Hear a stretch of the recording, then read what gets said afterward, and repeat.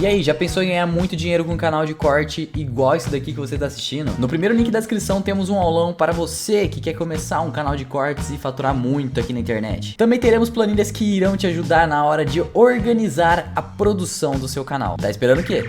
Marca a vida dessa pessoa. E a gente como filósofo, num caso comediante, eu me sinto envaidecido quando eu sinto que eu melhorei de alguma forma a vida de alguém. Como eu repito constantemente, com certeza já piorei também a vida de muita gente. Claro, eu também, eu sou professor. Eu piorei 47 anos de docência, por vários momentos eu encontro pessoas que dizem, um dia você falou uma coisa que mudou a minha vida. E eu fico pensando nessa hora, sem descartar o elogio, naquilo que eu não disse, deveria ter falado, e em coisas que disse que não deveria tê-lo feito. Isso. Né? Claro, evidentemente. Uma das sinais de inteligência é o arrependimento. Nós somos provavelmente o único animal que é capaz de trazer-se do passado que fez para agora e olhar-se, sentir-se tolo. A frase, eu não devia ter falado, ou eu devia ter respondido, ou como é que eu deixei ela fazer isso comigo, ou ele fazer isso comigo, isso é absolutamente no campo da nossa historicidade consciente. Né? É impossível que eu consiga viver sem pensar-me. Né? A ideia de consciência, para imaginar alguém como você, que vive também em palco, né? É você estando no palco, estar sentado na plateia se olhando, né? Vendo seu próprio desempenho.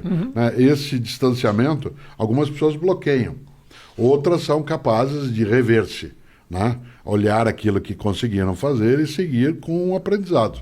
Mas que, sem dúvida, né? Deixar o legado é algo que pode ser feito por algo que se torna, para uma pessoa que se torna importante, ou pode ser apenas, né, você produz um impacto como aquele que atirou no John Lennon, né, em dezembro de 1980, né, e fez por quê? Para ser notado. Há outras formas de ser notado. Você pode ser notado por aquilo que fez e que espalhou vida, protegeu afetos, impediu desertificações, né, das capacidades, e pode ser notado, né, por algumas pessoas que estão à tua volta, te admiram pela tua maldade. Assim? Né, aquilo que é a admiração do horror. Eu tenho, dentro da tua atividade, tua profissão, tem pessoas que estão na minha memória que são inesquecíveis. Eu, aos 10 anos de idade, eu assisti a uma apresentação, não existia o termo ainda stand-up, você não tinha ajudado a inventar essa ideia no Brasil. Tivesse né? Eu assisti a uma apresentação em Londrina, minha cidade, eu tinha 10 anos, eu saí de lá com 13, num ginásio de esportes, que é o pior lugar para fazer uma apresentação. Uma acústica terrível, quente. Do José Vasconcelos. Sim. Eu tinha 10 anos. José Vasconcelos é considerado por nós, comediantes, como a primeira semente de stand-up comedy. Porque ele já fazia uma coisa mais one-man show. Isso, porque ele tinha os áudios, ele falava, mas eram histórias que não eram piadas, eram histórias... Onde está José Vasconcelos? Em mim. O menino de 10 anos de idade, que agora tem 67, carrega José Vasconcelos desde aquela época. O número de vezes que eu me encantei com duas coisas.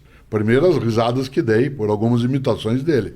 Segundo, a admiração de ver alguém que dentro de um espaço que não era assim tão favorável, né, a uma apresentação, conseguiu levar adiante, conseguiu modular a voz. Fiquei prestando atenção em como é que ele fazia para não dar eco. Né? Pois bem, há mais de 10 anos eu fui fazer uma palestra um dia num antigo ginásio de esportes, que não existe mais em Porto Alegre, que era, né, o ginásio de esportes do Grêmio.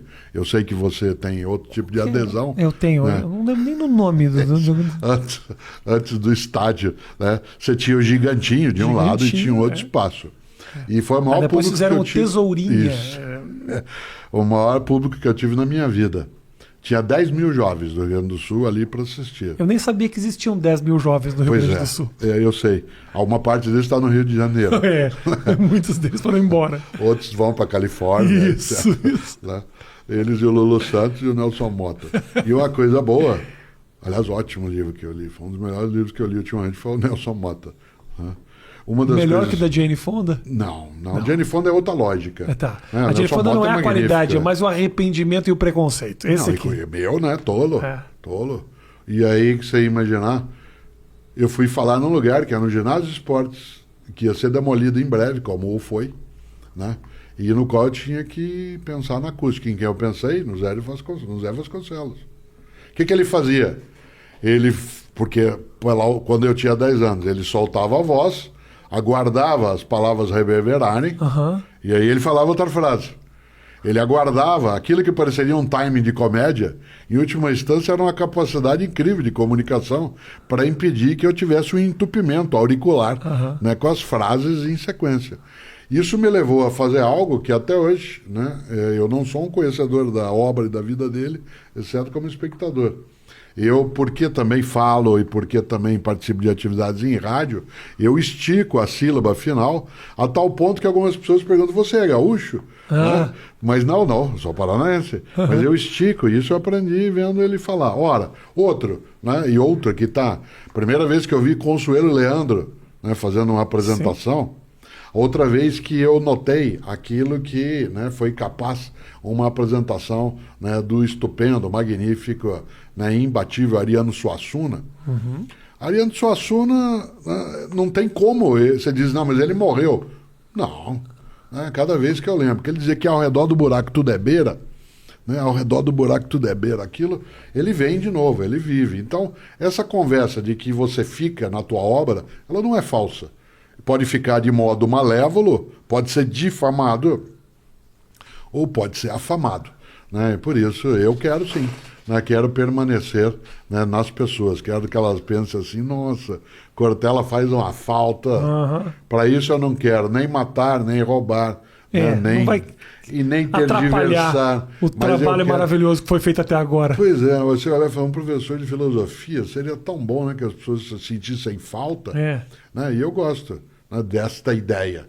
E isso vale em várias coisas, né? Para mim, uma das imagens, se eu tivesse agora, não de paletó, mas fosse um momento de inverno que eu tivesse com uma blusa de manga, eu jamais esqueceria Jerry Lewis. Jerry Lewis, o meu sonho, quando criança, era para usar uma blusa daquelas dele, né, de cachemir, daquele argentino, só para poder fazer isso, puxar como ele fazia e deixava aqui, né, e portanto ele operava a mão de um jeito, que é aquilo que a gente chama de mão de mágico, né, tal como eu que estou sem uma camisa de manga comprida por baixo, que a mão fica à mostra, nada numa mão, nada na outra, e o truque era esse, né, que era o que ele fazia. Ô Cortella,